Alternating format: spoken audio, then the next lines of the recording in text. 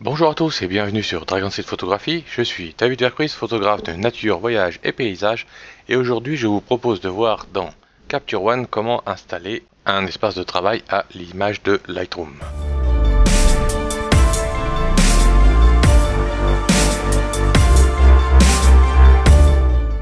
Tout d'abord, je souhaite vous inviter à visiter mes nouvelles galeries en ligne sur www.dragonstreetphotographie.com où vous pouvez retrouver toutes mes galeries ou la galerie des nouveautés avec les nouvelles photos de Norvège ou encore visiter mon blog à www.dragonstreetphotographie.eu sur lequel vous pouvez avoir visité la boutique, la formation sur OnOne et les derniers articles sur les voyages ou mes logiciels préférés. Juste après l'installation de Capture One, vous devriez vous retrouver à peu près dans cet espace de travail ici qui correspond dans Fenêtre, espace de travail qui correspond à l'espace de travail par défaut. Maintenant, si ce n'est pas le cas, vous pouvez cliquer donc dans Fenêtre, espace de travail par défaut et vous allez vous retrouver dans cet même espace de travail. Maintenant, comme nous allons créer notre propre espace de travail, on peut tout à fait démarrer par simplifier. Voilà, ce qui fait qu'ici nous n'avons plus que deux onglets. Ça nous permet de faire justement un petit peu le ménage et on n'aura pas à supprimer tous les onglets d'outils ou les outils. Nous allons donc simuler l'espace de travail de Lightroom et pour cela nous allons commencer à passer donc la barre d'outils par exemple sur la droite. Nous allons faire comme ceci. Voilà, maintenant nous avons la barre d'outils sur la droite et comme vous pouvez le voir ici, la seule petite différence que nous allons avoir avec Lightroom que nous ne pourrons pas copier, c'est mettre la bibliothèque de navigation des dossiers sur la gauche ou les filtres qui eux resteront là. Alors ça ne vous empêche pas de les détacher et de les garder en version flottante comme ceci si c'est nécessaire. Donc vous pourriez tout à fait les laisser sur le côté gauche comme cela et coller la bibliothèque juste dessus. Voilà, si je mets les outils ici, vous voyez la petite lumière orange, ce qui permet de les magnétiser. On peut ensuite agrandir un petit peu l'outil des dossiers en cliquant sur taille moyenne par exemple. Voilà, il est un petit peu plus agrandi et nous avons les filtres en dessous. On va maintenant déplacer les navigateurs en bas. Donc par exemple ici, on va le mettre placé en bas. Voilà, comme ça on a notre film strip à l'image de Lightroom, qui ici est vertical plutôt qu'horizontal.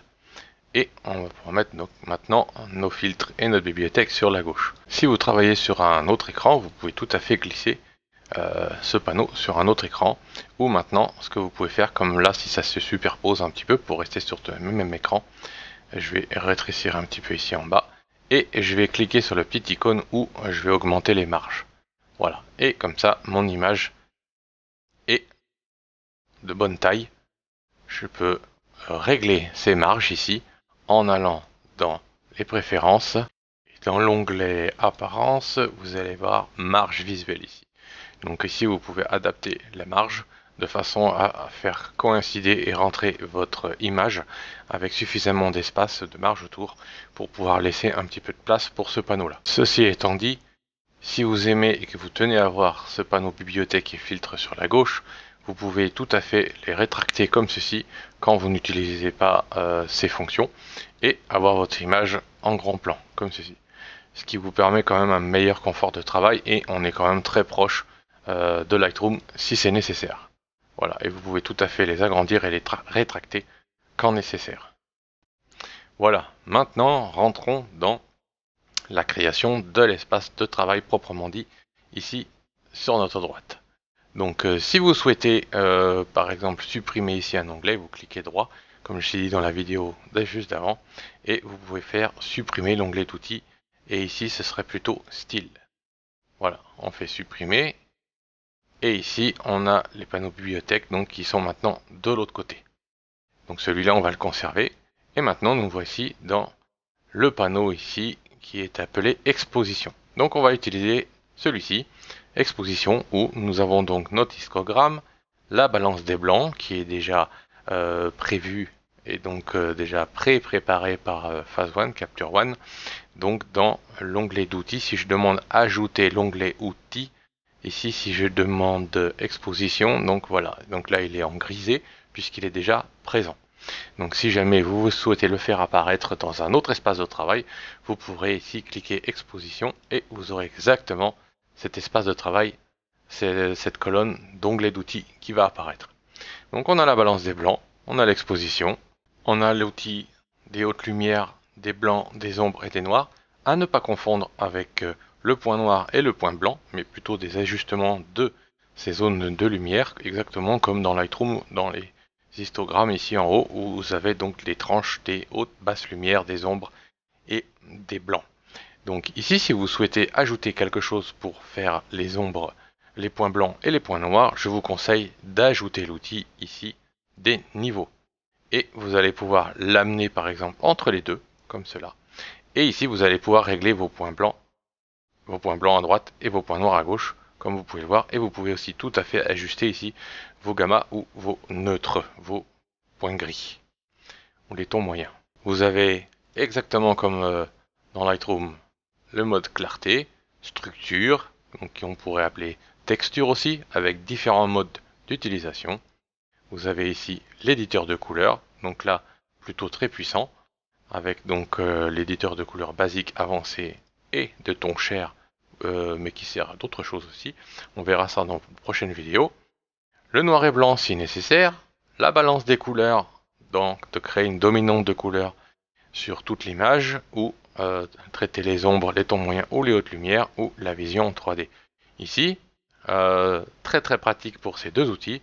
L'éditeur de couleurs vous pouvez tout à fait le détacher lors de votre travail de façon à l'agrandir et à être extrêmement précis pendant votre travail grâce à cet agrandissement.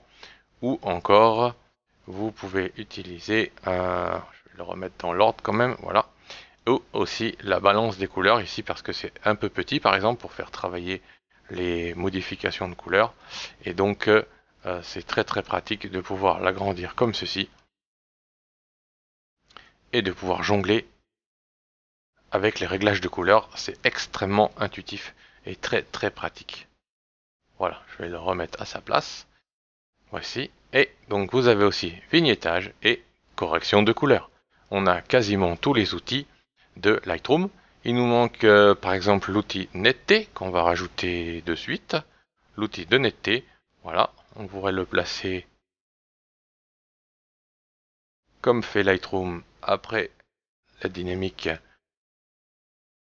et avant la clarté. Et on pourrait aussi ajouter l'outil traitement du bruit, réduction du bruit, voilà.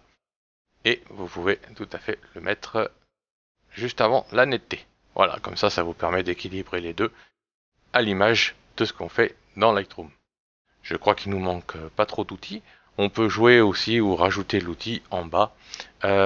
Encore un dernier qui serait plutôt dans l'interprétation de l'image et qui serait donc dans l'interprétation des couleurs. Et donc cet outil, c'est voilà l'outil caractéristique de base ici, qui est donc la façon dont vous souhaitez interpréter votre photo et donner un profil. Donc vous pouvez le mettre en bas ou en haut maintenant. Et il nous resterait aussi, après la correction de l'objectif, d'ajouter un autre outil qui est correction des perspectives. Et qui est ici, voilà. La correction des perspectives qu'on peut le mettre juste avant ou après l'objectif. Voilà. Et là, vous avez globalement quasiment tous les outils que vous utilisez dans Lightroom et que vous pouvez modifier dans l'ordre, exactement comme dans l'ordre de Lightroom qui est maintenant aussi modifiable. Petit détail important pour les espaces de travail, si jamais vous vous rendez compte que votre espace de travail, il faut ouvrir et fermer chacun des panneaux, puisqu'il est fixe, ici si j'ouvre tous les panneaux, on peut voir ici la barre de scroll, donc on peut tout à fait dérouler. Donc je peux laisser tous mes outils ouverts et dérouler au fur et à mesure pour travailler. Si jamais ce n'est pas le cas et que je souhaite garder par exemple l'exposition ou la balance des blancs fixe ou inversement, en cliquant sur les trois petits points ici, vous pouvez déplacer l'outil vers la zone fixe, déplacer les outils vers la zone fixe comme ceci. Et vous allez vous rendre compte que ces outils-là vont donc rester fixés et le reste va continuer à être scrollable. Voilà. Et si vous souhaitez faire l'inverse, les rendre à nouveau déroulants, vous faites déplacer vers les outils de zone déroulante. comme ceci. Donc ce qui laisse quand même pas mal de possibilités de personnalisation. Et comme vous pouvez le voir, tout à l'heure j'ai parlé des l'éditeur de couleurs ou de la balance des blancs qui sont très pratiques à agrandir et à rendre flottant, mais ceci est valable pour tous les outils. Vous pouvez tout à fait tout ressortir, pas forcément agrandir, quand même un petit peu, mais vous pouvez sortir tous les outils et les rendre tous flottants. Voilà, voilà pour votre espace de travail Lightroom, et maintenant il vous reste surtout à l'enregistrer. Donc espace de travail, sauvegardez l'espace de travail, et vous pouvez marquer mon espace Lightroom. Vous enregistrez, et maintenant, si je change d'espace de travail, par exemple j'avais un espace de travail pour le tri des mots-clés, comme ceci. Donc mon espace de travail a complètement changé. Ici, je veux revenir travailler à l'image de Lightroom. Je reclique espace de travail, mon espace LR, qui sont donc tous mes espaces personnels sont dans cette zone. Je clique sur mon espace de travail Lightroom. Tout revient comme je viens de le créer pendant cette vidéo. Merci de votre suivi sur Dragon Street Photographie. N'oubliez pas de vous abonner, de liker ou de partager. Je vous remercie de votre soutien et je vous dis à très bientôt pour de prochaines vidéos.